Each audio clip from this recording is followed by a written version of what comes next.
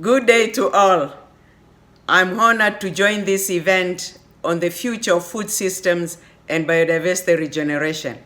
My appreciation to the Klosters Forum for underscoring systemic transitions in the agricultural sector, the importance of biodiversity, food and health diets, and the role of multi-partner collaboration in line with the post-2020 Global Biodiversity Framework.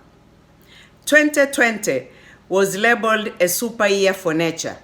It entailed a combination of renewed political commitments to fuel momentum and ambition to steer adjustments on how we protect, sustainably use, restore, and value natural living systems. Through a series of discussions through the intergovernmental process under the Convention on Biological Diversity, this year was meant to shift the needle away from the business as usual towards nature-positive pathways, including sustainable food systems, so as to offer new opportunities for people, our planet, and prosperity.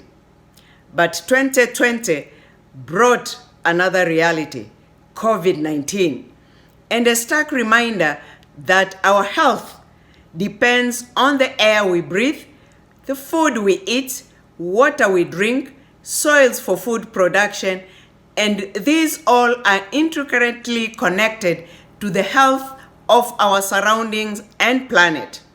Science continues to remind us that we need biodiversity to survive and thrive. How we value, respect, and sustainably use nature needs to improve, and that the next 10 years will be critical and urgent to avert further decline of biodiversity and ensure a nature-positive trajectory. Mind you, we cannot defer action. One of the current challenges we face is how to secure universal access to sufficient, nutritious, safe, and healthy and affordable food for population that is projected to grow to almost 10 billion by 2050. Food needs to be produced sustainably, ensuring the conservation and sustainable use of biodiversity. Here, let me stress one area we often forget: the role of protected and conserved areas for food security. For example, through sustainable extraction inside their boundaries, and as a result of spillover from healthy populations like fisheries into areas where they can be harvested need to be managed sustainably. As you know, many other plants and animal-based materials come from natural ecosystems in protected and conserved areas. We must continue to safeguard these important areas. On a broader scale, agricultural systems also depend on organisms like pollinators and decomposers to function properly. With greater diversity of organisms, results reveal better quality and quantity of ecosystem services provisions, such as better pollination. Therefore, we need to encourage production systems that support biodiversity and harness its power.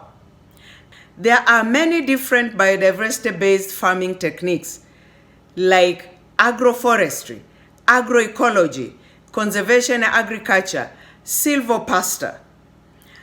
Biodiversity-based production systems have the capacity to produce food and secure livelihoods while minimizing the cost to the environment. In addition, these diversification practices cut costs for farmers because they rely less on external inputs. Countries that grow a greater diversity of crops also generate more jobs because of higher diversity of employment niches. Also benefit from more stable yields through time, leading to greater food security. Improving efficiency in the use of resources is crucial to sustainable agriculture. Current food supply chains are long and not resilient nor flexible to shocks, as we have seen during this pandemic. we need to create shorter, more local, and resilient supply chain that can adapt more easily to changes. Shorter supply chains also mean less packaging and travel to emissions and strengthen the role of farmers in our food systems. Consumption patterns also need to become more sustainable by reducing meat intake and food waste. Within the COVID-19, we need to scale support to the most vulnerable, ensure access to nutritious, affordable food for all, and ensure continuity of the critical food supply chain for the most vulnerable. We need to keep supply of food flowing across the world and maintain open trade and invest in sustainable, resilient food systems and thus sow seeds of recovery for people and planet. The support of policymakers, business community, consumers, the media and society are clearly sought to make meaningful, lasting, and impactful change.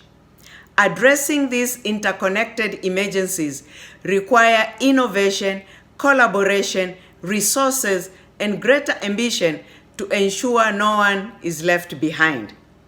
Post-2020 Global Biodiversity Framework, which is expected to be adopted at the 15th Conference of the Parties to the Convention in 2021, can serve as a blueprint to build resilience in the face of growing environmental, societal, economic, and development challenges.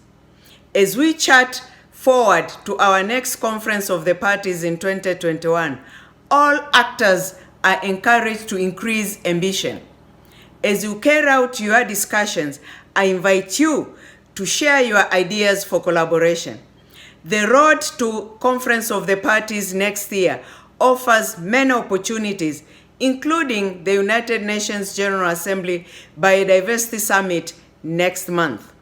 Several parallel events will also be organized on the margins to raise public attention and profile urgent action being taken on biodiversity. I also invite you to work with partners to join the Sharm el-Sheikh and Tukuming Action Agenda for Nature and People, providing information on high-impact initiatives, solutions, and commitments. We want to work with you to ensure a ripple effect of commitments with a variety of examples across sectors. All commitments matter. Your leadership on biodiversity action also matters. Thank you for your attention, and I look forward to receiving the results of your discussions. Thank you. Thank you.